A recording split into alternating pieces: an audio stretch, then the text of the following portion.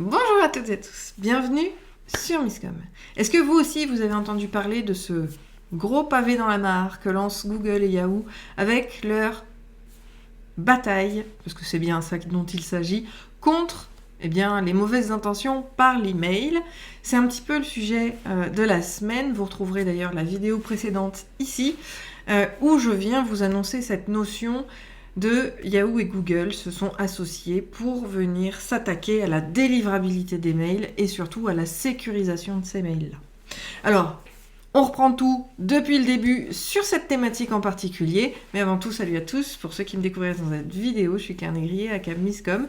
Depuis 2012, j'accompagne mes clients, entrepreneurs, TPE, PME, à communiquer de manière unique, éthique, authentique et surtout efficace afin d'attirer les clients qu'ils veulent vraiment.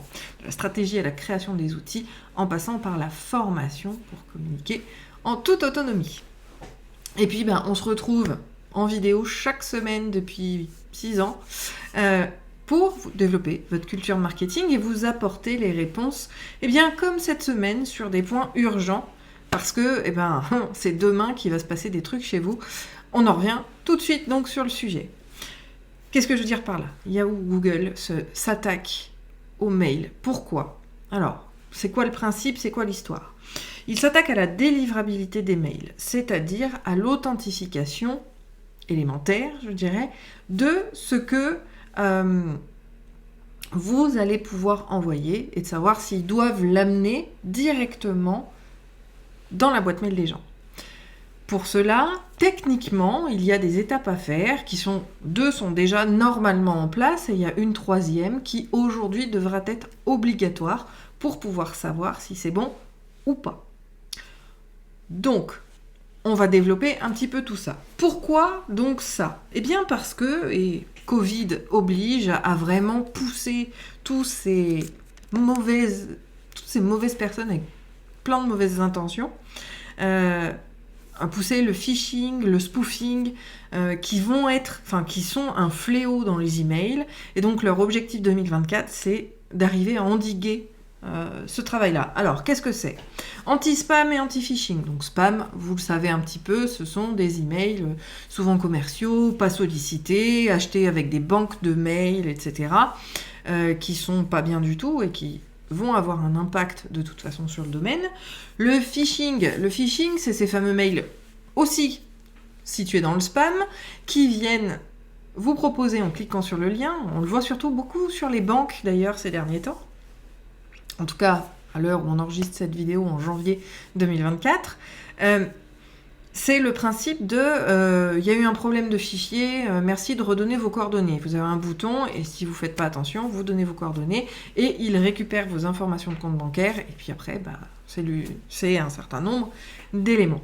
Donc ça, c'est le spam et le phishing. Et vous avez également donc le spoofing, qui n'est pas un terme très connu en France, mais qui pourtant fait partie de ce fléau-là. En fait, c'est l'usurpation d'identité. Je pense qu'on l'a tous vécu, à un moment donné ou à un autre, c'est qu'on reçoit des mails qui partent d'une adresse qui est la nôtre, d'accord ? Moi, ce serait je me révèle @ncncom.fr ou j'apprends @miscom.fr, et je reçois un mail de la part de cette personne-là, de ce mail-là, donc du mien, mais le mail à l'intérieur va être à caractère sexuel ou à caractère de spam, voilà. Ça, c'est du spoofing. On a récupéré les données de votre mail pour pouvoir envoyer du spam en votre nom. Voilà, quel que soit le niveau de spam. Donc l'idée et le principe de Google, c'est plutôt la bataille de Google et de Yahoo aujourd'hui, c'est effectivement de limiter la casse et de mettre des protocoles en place pour éviter tous ces problèmes-là. Alors, ça veut dire quoi ? Déjà, partons sur un chiffre clair. Selon Google, selon Gmail, même si on sait que Gmail ça appartient à Google, plus de 99% des emails non authentifiés, je vais y arriver, sont du spam. 99% des mails non authentifiés, je vais pas y arriver, sont du spam. C'est hyper intéressant, ça veut dire que tous les gens justement qui ont déjà ces protocoles de sécurité en place et qui sont identifiés, sont pas ceux qui envoient du spam. Donc l'idée justement, c'est d'éliminer le spam en obligeant toute personne à s'identifier. Les exigences aujourd'hui qui sont déjà mises en place. On parle d'enregistrement SPF, d'enregistrement DKIM, DKIM ou DKIM, et on a donc le nouveau qui est réclamé, le DMARC. On va revenir là-dessus, vous inquiétez pas. Donc, quels sont ces 3 protocoles? Parce qu'en fait, les 3, ce sont des protocoles de sécurité. Le SPF, qui signifie Sender Policy Framework, c'est-à-dire la vérification de la source des mails, c'est-à-dire les serveurs d'envoi. On authentifie le serveur d'envoi pour voir qui il est et intervenir en cas de besoin. Celui-là, bien souvent, il est déjà en place, vous inquiétez pas.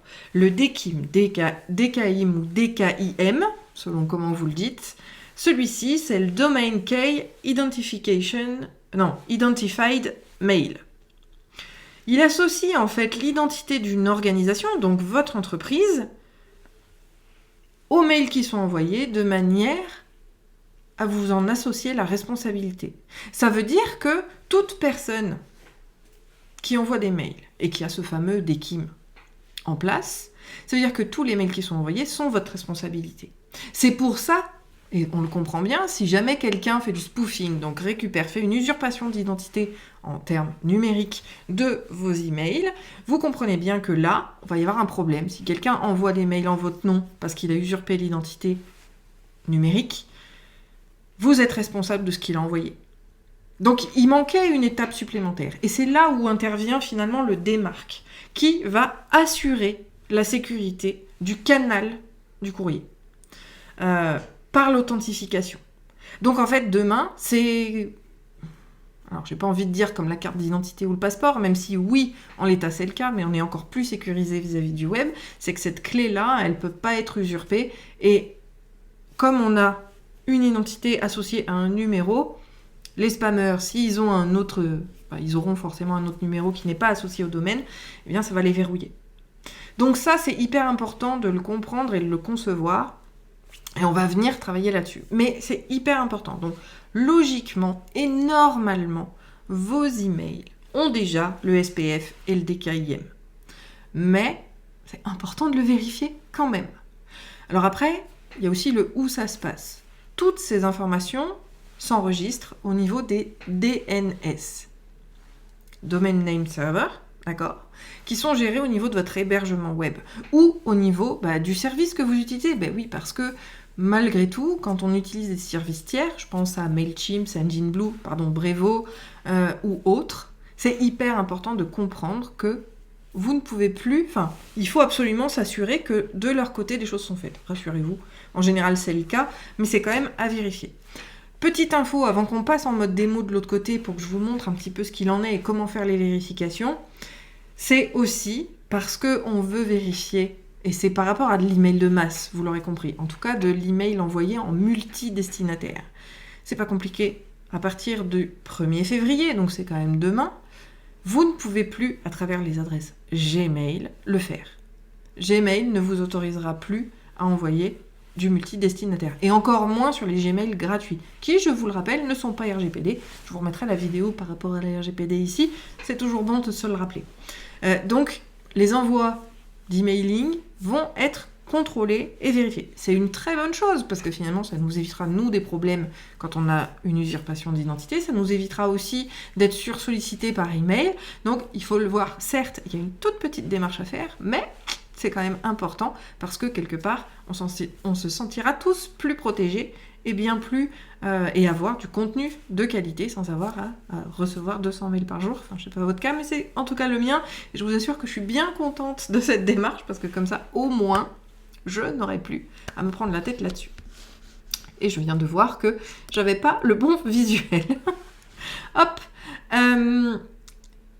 Donc voilà ce que je voulais dire.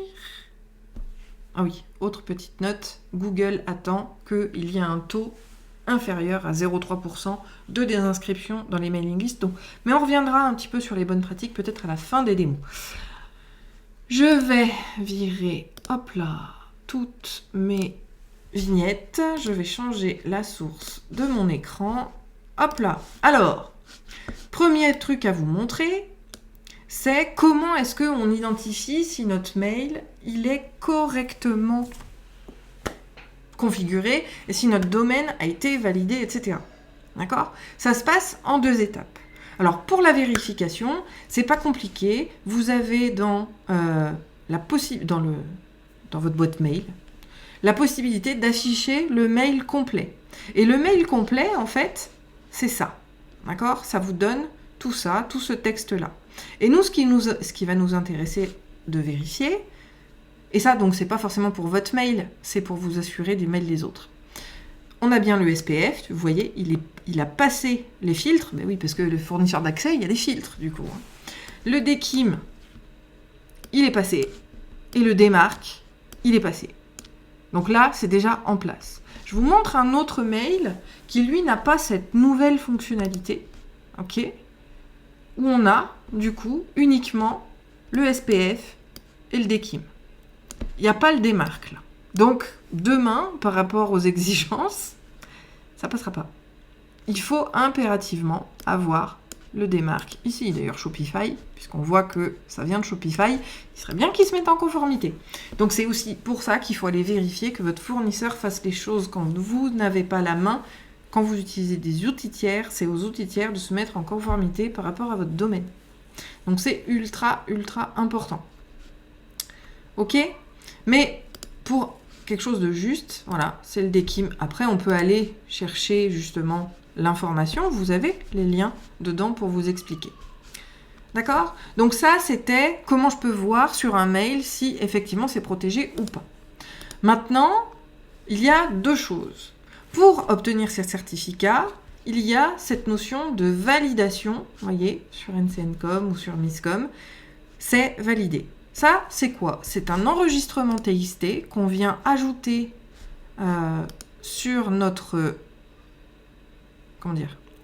sur notre hébergement, voilà, je vais y arriver, qui va nous amener à valider le domaine.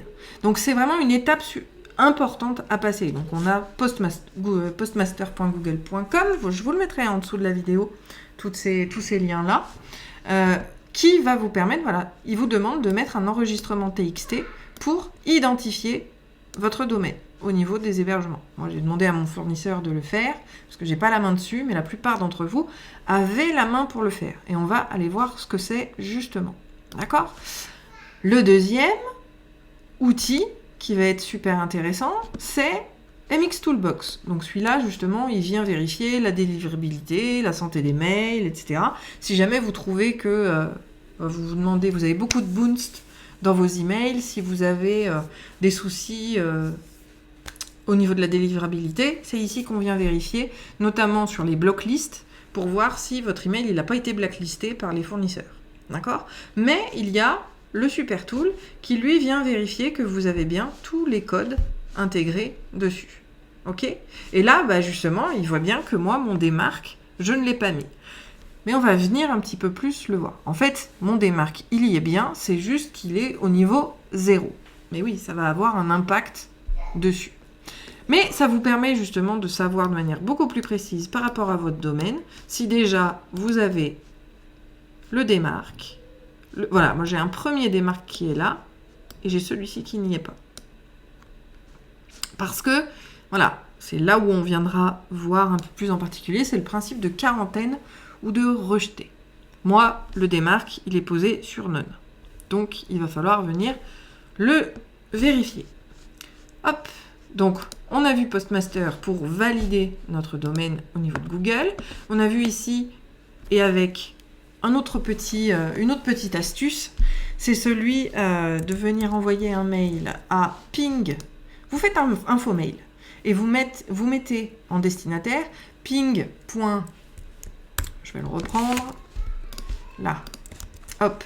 ping@tools.mxtoolbox.com et vous envoyez ce mail-là. Vous allez avoir un mail retour qui va vous donner toutes les informations sur le sujet. Je peux le faire en direct. Gmail. Alors là, par contre, il va falloir que je change la boîte. Hop. Je l'ai fait justement pour la démo. Et on reçoit, voilà, ce mail-là pour vérifier si on a un delivery qui est parti. Bon, lui, il considère que mon DKIM a un problème et mon démarque n'est pas suffisamment protégé. Mais, et ça, le démarque, c'est par rapport à cette nouvelle exigence. OK? Donc, on reçoit ce type de mail-là, de manière eh bien, à venir agir comme il se doit au bon endroit. Donc, comme je le disais, bien souvent, cet agissement, ce sera au niveau de votre hébergeur et de votre hébergement sur ce qu'on appelle les enregistrements donc, de Domain Name Servers, les DNS, ok, qui vont pouvoir venir ici. Et comme vous pouvez le voir, donc on va les chercher. Hein, moi, je fais un mode recherche, vous voyez, SPF. Donc là, le SPF, il est bien mis en place. Le deuxième, c'était le DKIM. Le DKIM, j'en ai même 3 par rapport à Amazon qui est bien là. Et on a le fameux démarque qui est celui à mettre en œuvre. C'est celui-là. Donc, c'est celui-ci sur lequel il va falloir venir agir. Parce que ce fameux démarque, c'est lui qui va dire qu'est-ce que je fais si mon mail est authentifié comme du spam. En fait, c'est une vérification, mais c'est aussi la possibilité de lui dire quel agissement je fais. Quelle est l'action que les fournisseurs vont avoir face à cet email. Et vous ne voulez pas que ça arrive dans les boîtes, parce que sinon, ça risque d'être déclaré en spam et vous allez perdre de l'autorité. Enfin, ça a tout un impact, d'accord ? Nous, ce qu'on va vouloir, et ce qu'il demande, c'est que ce P, là, il ne soit pas sur non. On va aller le mettre soit en quarantaine. Donc là, il y a 3 possibilités. Il y a non, quarantaine ou reject. On ne va pas le mettre en rejeté immédiatement, parce que l'idée, c'est pas que votre message soit rejeté. On va plutôt lui dire, si jamais le contenu, c'est pas bon, mets-le dans le spam. Si jamais c'est plus important, on va lui dire, tu rejettes carrément l'email. Et le domaine, en fait, c'est le domaine. Donc c'est pour ça que c'est hyper... Il faut avoir quand même des étapes dans la mise en place de ceci. Le non n'est plus accepté. Donc, on a le choix. Soit on met quarantaine, qui veut dire va dans la boîte de spam, soit on met rejeté. Et donc, le mail n'arrive pas. Aujourd'hui, il faudra que ce soit quarantaine, soit rejected, qu'il faut mettre à la place de ce P-là. Alors oui, ça a une incidence, mais je vous assure que du moment qu'en plus de ça, vis-à-vis du spoofing, donc l'usurpation d'identité, vous serez content que les gens ne vous déclarent pas. Parce que si eux vous déclarent en spam, il y a un problème. Et après, il y a un certain nombre d'étapes à faire pour que les gens vous déclarent en liste blanche, on le verra pour un autre sujet, de manière à ne jamais arriver dans la boîte de spam ou dans la boîte de pub. Mais c'est ici, sur ce DNS, donc, que vous allez pouvoir jouer là-dessus. Je le répète, on va pouvoir vérifier à travers les emails, d'accord, quelle information, pour vérifier si votre domaine arrive bien. Notamment quand on utilise les services tiers, d'accord, si on utilise Amazon SIS, si on utilise Mailchimp, si on utilise Sendinblue, Brevo, qu'on utilise même, vous pouvez utiliser Kajabi, tous les autres outils, System.io, etc. Tous ces outils-là, c'est eux qui ont la main là-dessus. Mais il faut que vous vérifiez parce que demain, si eux ne sont pas encore formatés, vos mails n'arriveront plus du tout. Il faut le comprendre. Et ça impacte votre domaine qui sera blacklisté de partout. Donc, on vient vraiment travailler là-dessus pour être, 1, en conformité et 2, s'assurer que notre domaine reste de qualité.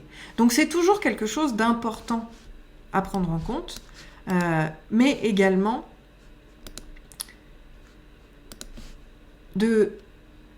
c'est la crédibilité de votre marque, en fait, qui va être importante. Là, j'étais en train d'essayer de remettre ma caméra, voilà, revenir face à l'écran, pour que vous puissiez comprendre. Donc, c'est là où il va falloir agir. C'est ultra important. Après, il y a d'autres recommandations qui viennent avec ce fer de lance de la part de Google. Comme je le disais, c'est de garder un taux de désinscription de 0,3%. Et il faudra même viser le 0,1%. D'accord ? On ne peut plus utiliser d'adresse Gmail pour pouvoir envoyer du mailing, c'est pas le mail individuel, c'est du mailing. Donc c'est important à prendre en compte, d'accord? On est dans une démarche marketing, on est sur de l'envoi, alors pas de masse, ou alors il faut comprendre que 10 personnes, c'est déjà de la masse. Voilà, si on a plus de 10 destinataires, il faut impérativement avoir ce type d'exigence, enfin de répondre à ces exigences-là.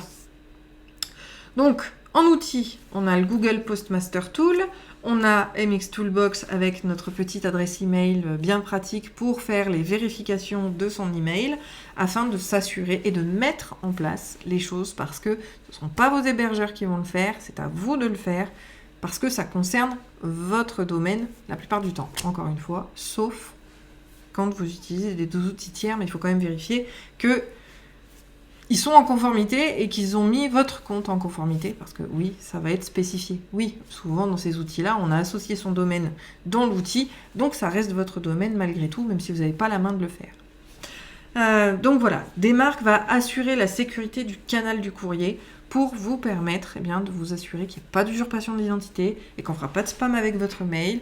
L'idée étant d'être toujours plus en conformité, plus humain, plus respectueux des autres, pour une meilleure communication, bien sûr.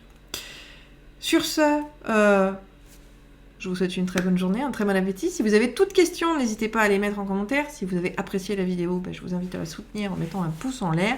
On se retrouve demain dans le Marketing Lab, sinon la semaine prochaine pour une nouvelle thématique. Ciao!